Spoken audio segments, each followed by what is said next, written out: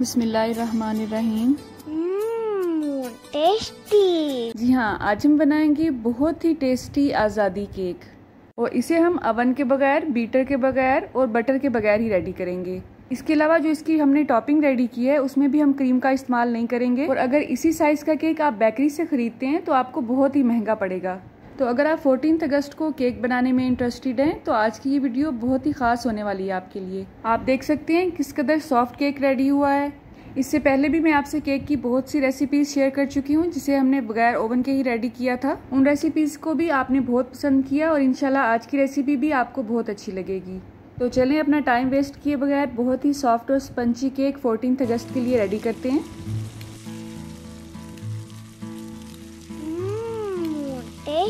जी, तो सबसे पहले हम केक का सांचा रेडी कर लेंगे।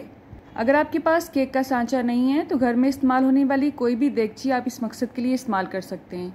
तो इसे ऑयल लगा के हम थोड़ा सा मैदा स्प्रेड करेंगे और इस मैदे को हर तरफ फैला देंगे अच्छी तरह।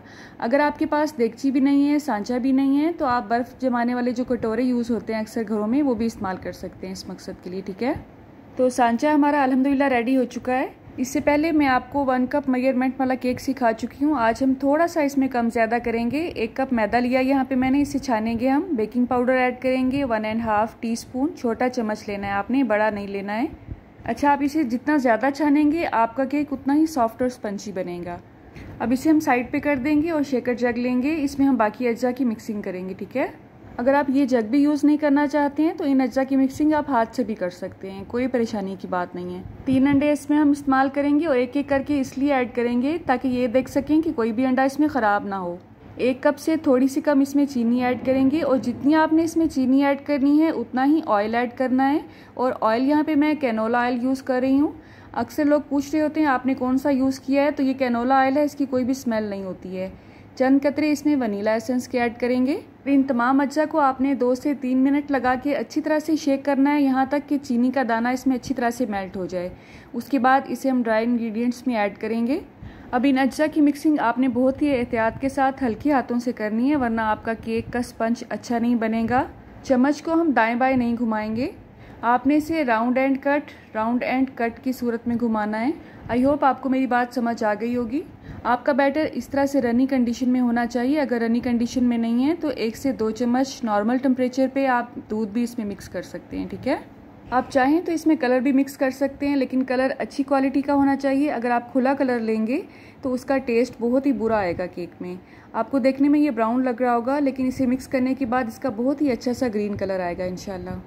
अच्छी कंपनी के जो कलर्स होते हैं वो फ्लेवरलेस होते हैं और टेस्टलेस होते हैं। अच्छा, यहाँ पे वीडियो की स्पीड को मैं तेज़ करके इसे मिक्स करके आपको दिखा रही हूँ, लेकिन वैसे आपने इसे बहुत ही हल्के हाथों से मिक्स करना है।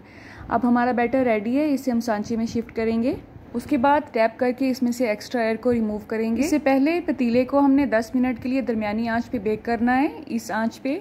उसके बाद जब हमने इसमें सांचा रख देना है, उसके बाद आंच को इस स्पीड में होना चाहिए। ठीक है, अब केक की बेकिंग का टाइम आपके पतीले के साइज के हिसाब से और इसमें आपने जो स्टैंड रखा है उसकी ऊंचाई के हिसाब से कम या ज़्यादा हो सकता है, तो आपने परेशान नहीं होना है। अगर आपके पास ये स्टैंड नहीं है तो आप किसी भी देगची के ढक्कन को उल्टा करके भी रख सकते हैं, लेकिन आपने डायरेक्ट नहीं रखना है, नहीं तो ये केक नीचे से जलने का खतरा ज़्यादा होता है। और इसका ढक्कन बंद करने के बाद या तो मोटे वाला कोई कपड़ा इसके ऊपर रखते हैं या फिर कोई हैवी वेट इसके ऊपर रखते हैं ताकि हवा बाहर ना निकलने पाए। ठीक है, और चूल्हे की आंच को क्योंकि हमने बहुत ही स्लो रखा हुआ है तो आप फिक्र नहीं करें, ये जलेगा नहीं। आपने इसे बार बार खोल के चेक नहीं करना है कि अभी पका है कि नहीं तो ये अंदर से बैठ जाएगा।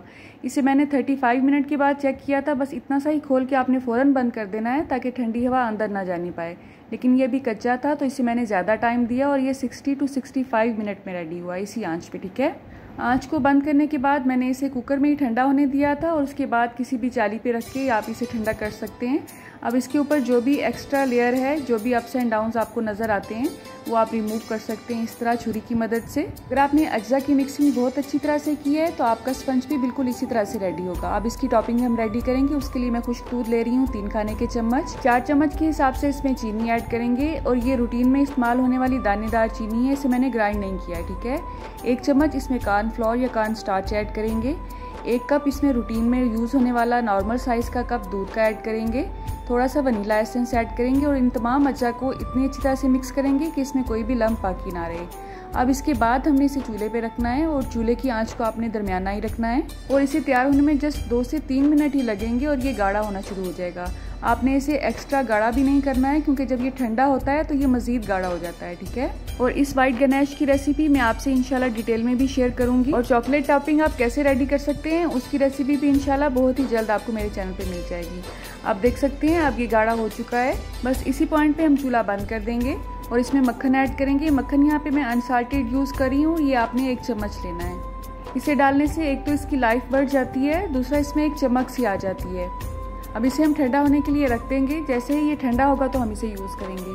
आप देख सकते हैं बच्चों ने इसमें टूथपिक मार मार के इसका स्पंज बहुत अच्छी तरह से चेक कर लिया है। अच्छा, इसकी बेस लगाने से पहले मैं इसको जस्ट दूध से ही गीला कर रही हूँ। कुछ लोग इसमें शुगर सिरप भी यूज़ करते हैं, लेकिन मैंने इसमें अच्छी खासी मिकदार में चीनी डाली हुई है, इसलिए मैं इसमें चीनी नहीं ऐड कर रही हूँ। आप अगर ज़्यादा मीठा पसंद करते हैं तो आप इसमें चीनी भी ऐड कर सकते हैं। अब यहाँ पे टोटल 1/4 कप यूज़ किया है हमने दूध का। तो चले हम इसकी डेकोरेशन का काम शुरू करते हैं। सबसे पहले यहाँ पे मैं चॉकलेट स्प्रेड लगाऊंगी। आप ये घर पे भी रेडी कर सकते हैं, लेकिन आज टाइम की बचत के लिए मैंने यहाँ पे रेडीमेड चॉकलेट स्प्रेड ही यूज़ की है। अब यहाँ पे आपके हाथों की महारत बहुत यूज़ होने वाली है। आप जितनी महारत से इसको अच्छी तरह से कवर कर सकते हैं वो आप करेंगे तो उतनी ही अच्छी इसकी शेप बनेगी। ख़ास तौर पे केक के जो कॉर्नर्स हैं, जो इसके एजेस हैं, उस पर आपने ज़्यादा फोकस करना है क्योंकि गनैश को जब हम इस पर डालेंगे तो इसकी एक शेप बनेगी। अगर ये एजेस ही अच्छी तरह से नहीं बने होंगे तो आपकी केक की शेप अच्छी नहीं नज़र आएगी, ठीक है। आपने कितनी महारत से अपने केक को डेकोरेट किया है आप उसकी पिक्चर मुझसे शेयर कर सकते हैं और इंस्टाग्राम पे मुझे फॉलो कर सकते हैं।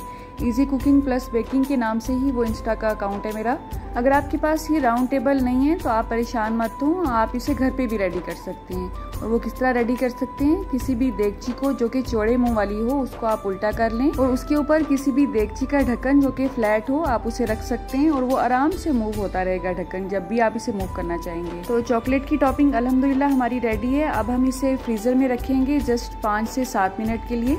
जो व्हाइट गनैश हमने रेडी की है टॉपिंग के लिए उसे अब हम छान लेंगे। ये अच्छी तरह से ठंडी हो चुकी है। छानने का फायदा ये होता है कि इसमें अगर कोई लंप वगैरह रह गया है तो आसानी से रिमूव हो जाता है और इसका टेक्सचर बहुत ही सिल्की स्मूथ हो जाता है, ठीक है।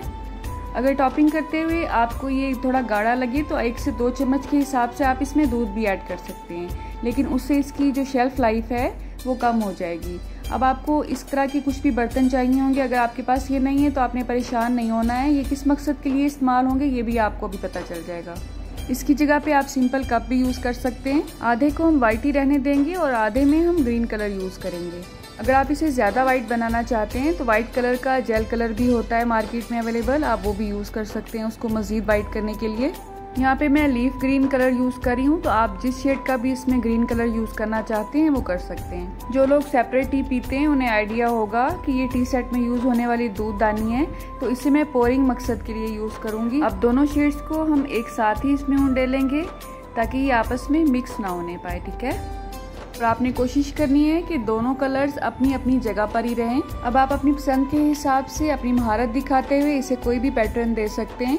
उसके बाद 4 से 5 मिनट के लिए इसको सेट होने के लिए छोड़ दें और जिस प्लेट में भी आप इसे निकालना चाहते हैं बहुत एहतियात के साथ आपने उसे इसमें शिफ्ट करना है। अब आपके पास जितनी भी डेकोरेशन की चीज़ें हैं, जितना आप इसे डेकोरेट करना चाहते हैं वो आप पे डिपेंड करता है। ये शाइनी चॉकलेट बीड्स हैं, इसे मैं फ्लैग का जो चांद और सितारा है वो बनाने की कोशिश करूँगी और ये घर में भी रेडी कर सकते हैं आप। इंशाल्लाह इसकी रेसिपी भी बहुत ही जल्द मैं आपसे शेयर करूँगी। अल्हम्दुलिल्लाह ये केक खाने में भी बहुत ही टेस्टी था, बच्चों ने और बड़ों ने घर में बहुत ही पसंद किया। कुछ इसकी डेकोरेशन मैं वाइट चॉकलेट चिप से करूँगी। इंशाल्लाह आपको ये रेसिपी आसान भी लगेगी और टेस्टी भी। अल्लाह आप सबका दस्तरखान सजाए रखे और हम सबको सेहत और ईमान का रिस्क अता फरमाए।